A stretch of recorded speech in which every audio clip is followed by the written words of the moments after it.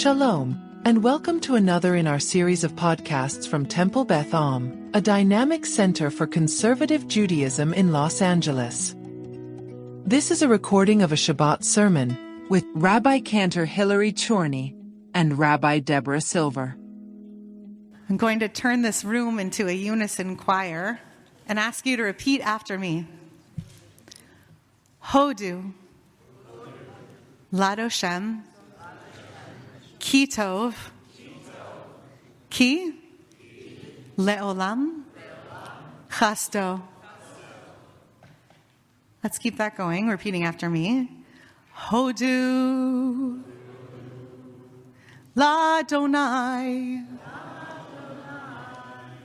Ki Tov,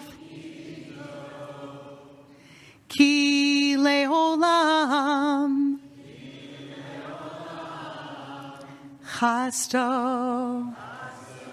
Bigger chunks. Hodu Ladonai, Ki Tov, Ki Le'olam, Chasto.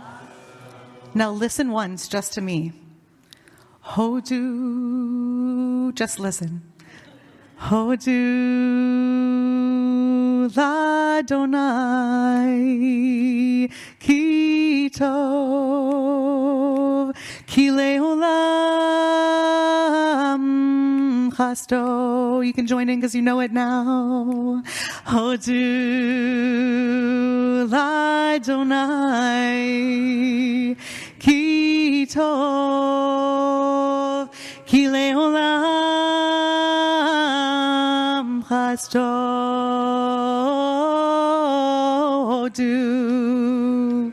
Ladonai, Ki Tov, Ki Le'olam, Chasto. Hodu Ladonai, Ki Tov, Ki Le'olam, Chasto. Hodu Ladonai, Ki Tov, Ki Le'olam, Chasto. In 2010, historian Nick Bunker published a book with a historical overview of the Pilgrims and their adventures in America. He says, 1621, that feast we know about, was not the real Thanksgiving. The real Thanksgiving took place upon the Pilgrims' landing at Plymouth Rock in 1620, right there in Provincetown. When the Pilgrims finally got to dry land, they fell to their knees and thanked God, just as they had learned to do from the teachings of Maimonides. They actually benched Gomel.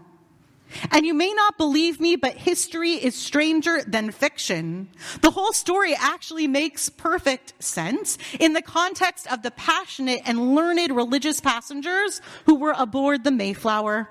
There was William Bradford, who was a Calvinist and also a Hebraist, and also William Brewster, who would become the senior elder of the colony upon their arrival in America. There were a lot of Williams. Brewster, I'll just call them by their last name, had with him a psalter, which is psalter with a P, for psalms, a collection of psalms that were scribed by the separatist preacher in Amsterdam, where they'd come from, named Henry Ainsworth. He'd also been the other Williams teacher. Now, Bradford, as a separatist, he didn't really like formalized prayer. And since 1618, the English had been printing psalters and these prayer books for the crews of ships to take to sea in the case of a burial at sea. And they contained prayers like, word for word, the title, Thanksgiving, there's an E in thanks, Thanksgiving to God after deliverance from a tempest. The Pilgrims had little interest in these contemporary prayers. They were too new. but they'd all grown up with that sort of liturgy, and they were so comfortable with the stuff that seemed to come straight from their holy Bible. So when it came time to offer prayers of gratitude, Bradford turned to the Psalms and he quoted specifically Psalm 107, which is what I pulled this hodu from. I only put a small snippet of the psalm in these printouts because it is a triplicate alphabetical acrostic, 3 lines for every single letter. And what we sang is the first line of a lot of psalms, including this one. When Bradford looked at Ainsworth's notes on that psalm, he saw the teachings of the Rambam on the Mishnah in Brachot that outlines the rules of Birkat HaGomel. The Mishnah gives 4 categories of people who are required to say this blessing of thanksgiving. It's the healing of sickness, release of a prisoner, the end of a voyage, that was them, and travelers upon reaching their destination, also them. As we heard during the Torah service today, we still use Birkat HaGomel as a release valve for our relief when we get through a narrow or a treacherous or a harrowing time. Back in Provincetown, the pilgrims prayed with fervent gratitude to their Creator that they'd survived the voyage. They leaned into the Maimonidean interpretation of Psalm 107, verses 21 and 22. Yodu ladonai chasto, let them give thanks to God for God's mercy. V'niflo tav livnei adam, for his wonderful works to the children of humanity. V'yizbechu zivchei todah, let them offer the sacrifices of thanksgiving. V'sapru ma'asa berina, and declare his works with singing. Hodu ladonai. They probably didn't sing that tune since it was written by Nathanael Goldberg about 20 years ago. The pilgrims were at the end of their voyage. They had reached their destination. They fell to their knees and sang praises. I'll close by telling you that the holiday of Thanksgiving, as we know it, was brought to life by one persistent woman, Sarah Josepha Hale. She lobbied 5 different U.S. presidents in her career as a journalist and an editor. And it was President Lincoln who finally took up her suggestion and her vision for a day of Thanksgiving as he looked out on a nation brutally torn after the war, only just beginning the painful process of reconstructing a United States that was anything but unified. This history echoes the natural process of Thanksgiving, that our highest expressions of gratitude come in times of rawness and of aching, of clamoring for survival, escaping dark fates, breathless on the seashore, rubbing our wrists as we're freed from shackles, crawling out from years of pain and anger and discord and disunion. These are moments of Gomel when we can hardly believe we're still alive, when our marvel at survival leads us to thank God, and we reach for the words of our tradition, benching Gomel, turning to the verses of our Psalms, and also sometimes turning to poetry. I turn to my colleague, Rabbi Deborah Silver, for some of that. Thank you, Rabbi Chorny. Shabbat Shalom. I think I'm even shorter than she is. Can you see me? There's a box. If you have a box. I'm going to use the box. Thank you. That feels so much better. So I have handed out, and I hope that you have one between the two of you, or thereabouts, a copy of something that hangs in the Jewish Museum of Philadelphia. Here was the challenge for this morning, that in a service where we are celebrating so many smachot, to give this simcha, this 250th anniversary, its place. So let me explain what it is that I've done. And it is my way, those who are at IKAR know, it is my way to set homework. So I am offering you homework if you wish to take it, in the knowledge that at least some of us are not going to be firing up the barbecue this afternoon. Question for you. A word, find a word for yourself, not for sharing, but for you. A word that for you describes or connotes America.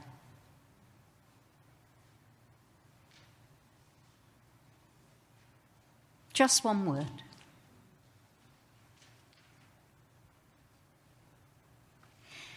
And from that word, I'm going to invite us to build. I will share that the first word that came to me was audacity. And I feel the need as an English person who's speaking to you on this day with this accent to confirm that 3 years ago I did get my American citizenship. And I am proud to be a citizen of this country, which remains extraordinary however many waves of turbulence it undergoes. And for an English person coming to America, the audaciousness is one of the first things that you notice. There are many others. Here's another question. How does one express our relationship with this country in a Jewish way? Because, of course, we are both Americans and Jews. It was good and it was kind of George Washington to write to the Rhode Island community that the government of the United States, which gives to bigotry no sanction, to persecution no assistance, requires only they who live under its protection should demean themselves as good citizens. Demean, by the way, does not mean what we think it means. Demean in this early sense means to live, like manse, to conduct. How do we, in a Jewish way, conduct ourselves as good citizens of this extraordinary country in which we live? One Jewish way is to do it with words. We have a clue in Psalm 107, in the acrostic that Rabbi Chorny shared. And if you look at the next page of your text, you will see one of the earliest prayers that was written for the welfare of America, for this country. I ask you to, this manuscript is still in the Jewish Museum of Philadelphia. I've seen it with my own eyes. And I will ask you to notice the large letters, which for us are on the right-hand side of the margin. Follow them down the page with your finger, and you will find that they spell Washington.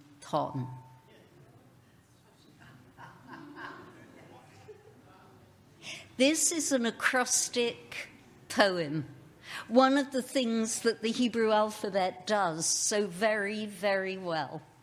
The triple acrostic of Psalm 107 is only one of the Jewish ways that we play with expressing our biggest ideas. The Eshet Chayil that we read on Friday nights is an acrostic. IKAR itself, that is coming up soon, is another acrostic. They're called Abecedarian acrostics. The letters of the alphabet in order. Ashrei is missing one letter, and we have a few of those too. There are also signature acrostics. For example, did you know that there's a Shlomo in Yishtabach? There is a Shlomo in Yishtabach, and our hymn Maoz Tzor is signed Mordechai. Mo oso Yeshuati, ra otsav nafshi, and so on. And sorry, there was a Dalet. If you follow it through, signed poems using the letters of the alphabet. That is the kind of acrostic that this Washington is. And by the Middle Ages, we'd gotten very clever indeed.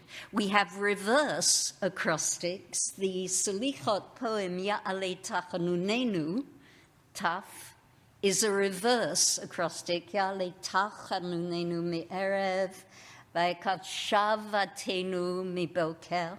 Reverse letters of the alphabet.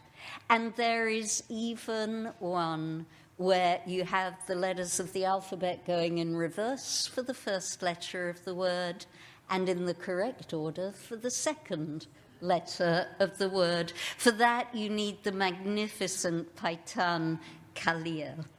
Yehuda Halevi wrote them. Avraham ibn Ezra, that's our Ibn Ezra, wrote them. Yehuda Halevi and Avraham ibn Ezra knew each other and were friends. Perhaps they read their acrostics to each other. And Israel Najara, Ya Ribon, is one of the many, many poems that he signed. So this is the most traditional of forms for us. Here in this poem, please take home the translation by Abe Katz of this poem that is hanging there. But for our homework, for all of our homework, our mission, should we choose to accept it, is to think back to that word that for us represents America, and at some point turn that for ourselves into an acrostic poem. So if our word was freedom, one line beginning with F, one line beginning with R, one line beginning with E, and another with E, and so on, and so on.